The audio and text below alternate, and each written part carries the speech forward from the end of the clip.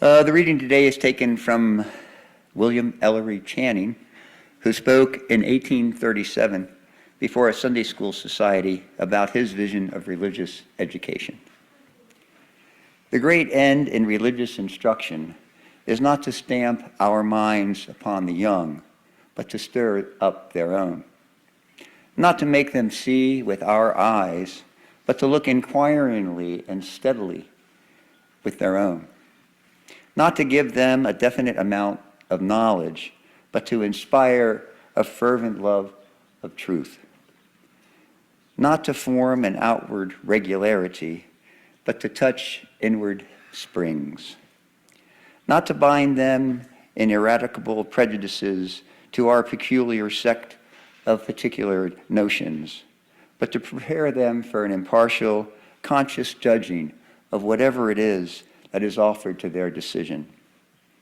Not to burden their memory, but to quicken and strengthen their power of thought. Not to impose religion upon them in the form of arbitrary rules, but to awaken the conscious, the moral discernment. In a word, the great end is to awaken the soul, to excite and cherish spiritual life. Rainier Maria Rilke writes, "Be patient to all that is unresolved in your heart, and try to love the questions themselves, like locked rooms and like books that are written now in a very foreign language. Do not now seek the answers, which cannot be given you because you would not be able to live them. And the point is to live everything. Live the questions now. Perhaps you will then gradually, without noticing it, live along some distant day into the answer." I was 12 when the God I was being taught at Zion Lutheran Evangelical Church landed as a question in my heart, in my mind, in my body. Something in me, what in my early journal entries I call the voice, what I refer to today as my soul, asked, "Does that God really exist? Is this Sunday school God real?" Along with that curiosity came the thought, be careful about telling anyone your question. I thought maybe having such a question was wrong. Where did these thoughts come from? Where do I find the answers? And so I began to live the questions towards some distant day into the answer. But how does a person go about beginning such a journey? What calls you to find the answer? I was quite shy most of my life, very uneasy and anxious in social situations. My lack of confidence, profound. I believed everyone was smarter than me, that I was stupid because I couldn't read very well. So I'd become flushed, my forehead beading with sweat, and escape for a time out in the bathroom to dab my brow with paper towels and waiting for the flush to pass. I was awkwardly sensitive toward the disposition of others, a sensitivity reinforced by the teachings of Jesus from Sunday school, such as love your enemy, turn the other cheek, and from the Sermon on the Mount, blessed are the meek, for they shall inherit the earth. Blessed are those who hunger and thirst, for they shall be filled. Blessed are the merciful, for they shall obtain mercy. And my favorite, blessed are the peacemakers, for they will be called the children of God. These lessons, along with my growing sensitivity, made me vulnerable to the hurt feelings of others, the sensitivity toward the possibility that I'd upset someone, cause someone to become angry with me. In this way, I came to believe that it was my job to take care of other people's feelings.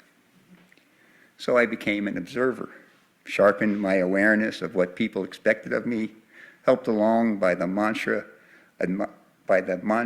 admonishment from my parents, "Bobby, don't do that. What will the neighbors think?" Yet inside, in the private world of my thoughts and feelings, so much of what I was experiencing was beyond my control, beyond my understanding. There was a continual curiosity to make sense of it all, to understand why. What was the right thing to do? What is the right way to be? I didn't want to be punished by God for getting it wrong, or, for that matter, by my parents either. I needed to know the answers. Socrates wrote, "I know that I know nothing." Easy for him to say, I think. Aristotle is credited with saying, "All humanity by nature desire to know." But know what? I mean, there's a lot of stuff to know. Biology, physics, philosophy, psychology, lots of stuff. But what do you feel you must know? What curiosity pulls you? What gravity holds the tides of your heart as they rise and recede, low to high? The lived experience of your being, always on a course toward wisdom, toward love. There is a book by Wendell Berry called Jayber Crow. In the story, Jayber goes to divinity school. While there, he comes to realize that life as a minister might not be what he really wants, and he's thinking of leaving the seminary. He goes to talk with the dean, with whom he has established a trusting relationship. Jayber says, "I had this feeling I'd been called." The dean says, "And you may have been right, but not to what you thought, not to what you think. You have been given questions to which you cannot be given answers. You will have to live it out, perhaps a little at a time. And how long is that going to take? I don't know. As long as you live, perhaps." What are you being called to? Of all the ones you receive, which do you answer? Which is your soul calling to you? Being at this service, here in the sanctuary or on Zoom, is evidence of having been called and having responded to that call. I mean, here you are. Why? What? Who made the call? Some familiar voice, no doubt. I think it's fair to assume that most, if not all of you, are curious about your experience of being human, your experience of the great mystery, your experience of not knowing. What is it moves your heart, your mind toward love, kindness, empathy, justice? What is it moves you to act or not, or to wait in between? The following poem, In Betweenness, by Unitarian Universalist minister the Reverend Michelle LeGrave, draws attention to some of the potentialities implicit to in-betweenness. It goes like this. We, you and I, are in between right now, in between what was and what will be, in between who we were and who we will become, in between letting go and embracing, in between saying hello and saying goodbye. Excuse me.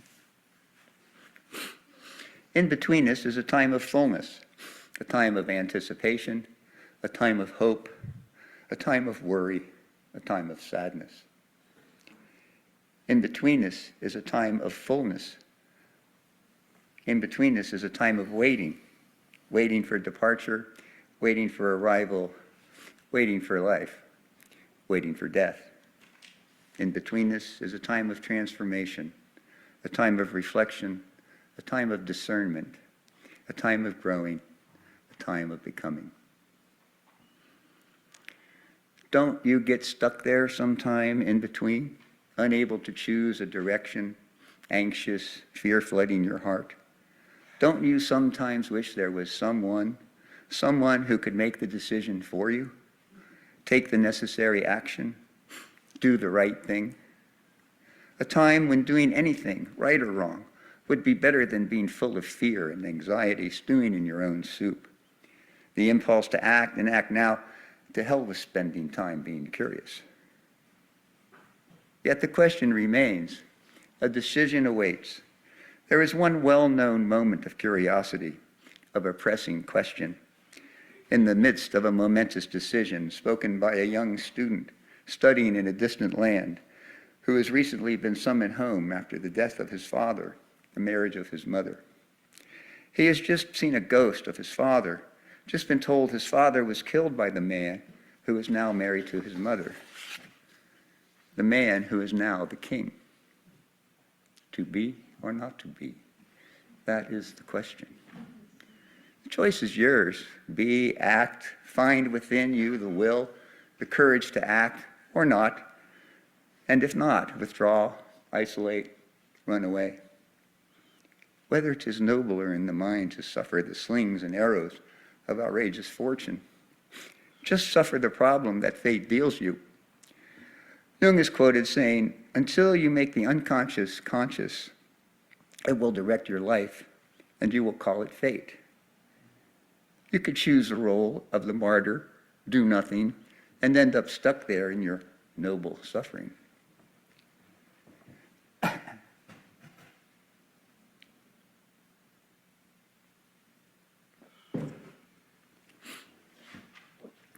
Or take up arms against a sea of troubles and by opposing, end them.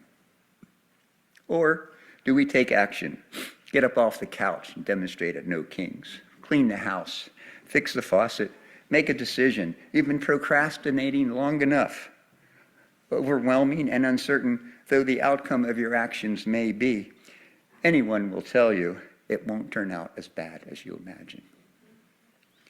To die, to sleep no more, and by a sleep, say, we end the heartache and the 1,000 natural shocks the flesh is heir to sleep, perchance to dream. There's the rub. For in that sleep of death, what dreams may come, but that the dread of something after death, the undiscovered country, from whose bourne no traveler returns, puzzles the will and makes us rather bear those ills we have than fly to others that we know not of. Or perhaps suicide would be a possible solution.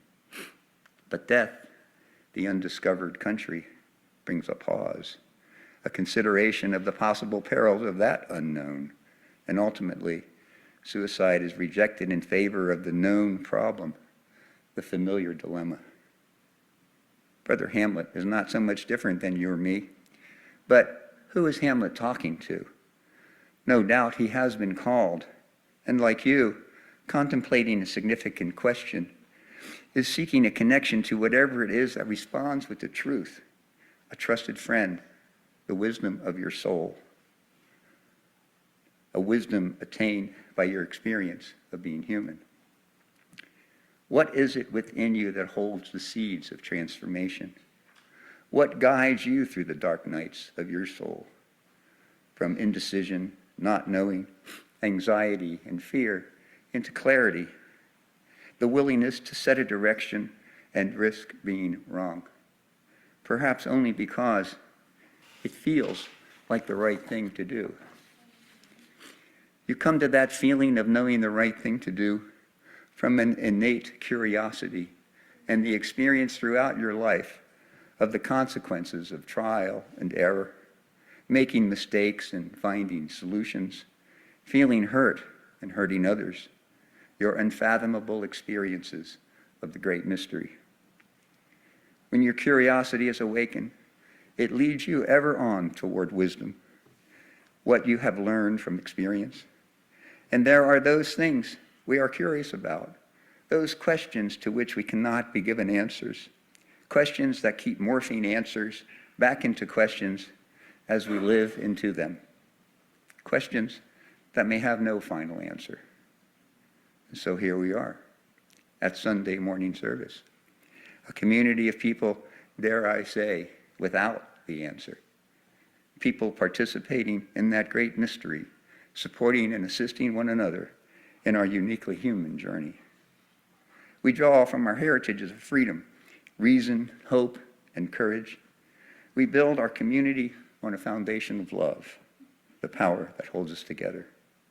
As Unitarian Universalists, we aspire to collectively transform and grow spiritually and ethically, remaining open to change, new answers, new questions, understanding that the process may never be complete, never perfect, ever in the experience of not knowing, the beloved community of people who are curious.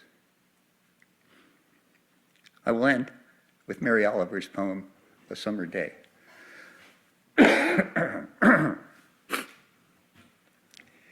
Who Who made the world? Who made the swan and the black bear? Who made the grasshopper? This grasshopper, I mean.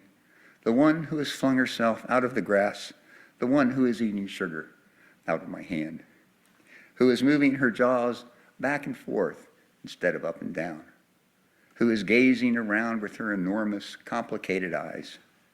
Now she lifts her pale forearms and thoroughly washes her face. Now she snaps her wings open and floats away. I don't know exactly what a prayer is. I do know how to pay attention, how to fall down into the grass, how to kneel down into the grass, how to be idle and blessed, how to stroll through the fields, which is what I have been doing all day. Tell me, what else should I have done? Doesn't everything die at last, and too soon? Tell me, what is it you plan to do with your one wild and precious life? Amen. Blessed be.